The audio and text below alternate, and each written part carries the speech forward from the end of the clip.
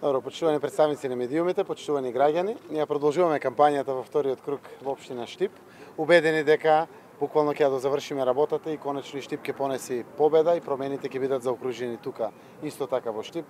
Имаме прекрасен кандидат кој што во една пријателска и френдли атмосфера, водење на кампања, се обидуваме да допреме до сите граѓани. Денеска сме во посета на населбите. Бевме во Караорман, долниот дел, во горниот дел, сега сме во Сењак, продолжуваме понатаму по другите населби во општина Штип, за да директно поразговараме со граѓаните, ја бараме поддршката заради тоа што веруваме дека идните перспективи на Штип, кога веќе е оформен и мнозинството во Советот, се многу јасни. Јас сум убеден дека граѓаните веќе знаат како да го дадат својот глас, но нашиот ред кој што го почитуваме до крај да си го дадеме зборот пред граѓаните, заради тоа што не само заради тоа што има прекрасен кандидат. Програмата е прекрасна, заедно се вклопува програмата на владата на Република Македонија, локалната и централната власт можеме да реализираме крупни проекти во Штип. Да спомнам само неколку, браната која што мораме да направиме еден од крупните проекти, гасификацијата на Штип, затворениот базен, инфраструктурните проекти кои што се децидно наброени во програмата на Благојчо Бочварски.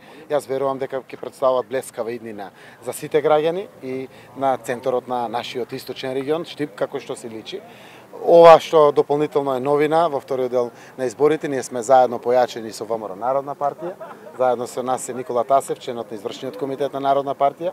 Коалицијата е потврдена на централно ниво, заедно стоиме во таа коалиција. Јас верувам дека дополнителната поддршка од граѓаните, симпатизери и поддржувачи на Народна партија ќе ја појачат самата разлика која што сакаме да ја направиме во вториот изборен круг, убедени пред се и гледајќи напред пред перспективите кои што доаѓаат и за Штип, за целиот наш источен регион, заради тоа што знаете дека и премиерот потекнува од источниот регион на државата. Јас сум убеден дека со еден ваков човек кој што директно е мој пријател, мој потпредседател на партијата, млад, енергичен, живее со огромна љубов да се вгради буквално во Штип, да блеска Штип како што си е редот. Убеден сум дека доаѓаат сериозни убави перспективи за сите граѓани кои што живеат во Штип, без разлика на нивната определба етничка, партиска, верска или било каква, верувајќи дека заврши времето на политиканство, на поделби према граѓаните.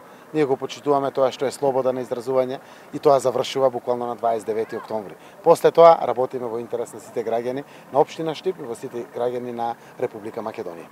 Имаше шпекулација дека Алијансата на албанците ќе излезе од владината коалиција. Цело тоа го демантираше.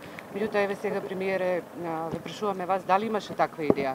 Не, јас заради тоа и првата изјава која ми ја даде и вчера и завчера, кога се да го увести дека ние нашата коалиција потврдуваме се, и логично е на пред кампања соопштени наши ставови и коалициски договори да продолжиме во тој дел.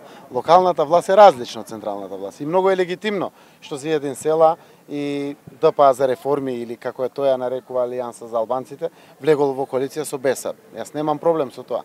Видов дека е некаде со раководни структури и на ВМРО ДПМН, како што е во Гостивар. И имам разбирање. Веројатно се согласили за програмата на локално ниво и тоа е во ред.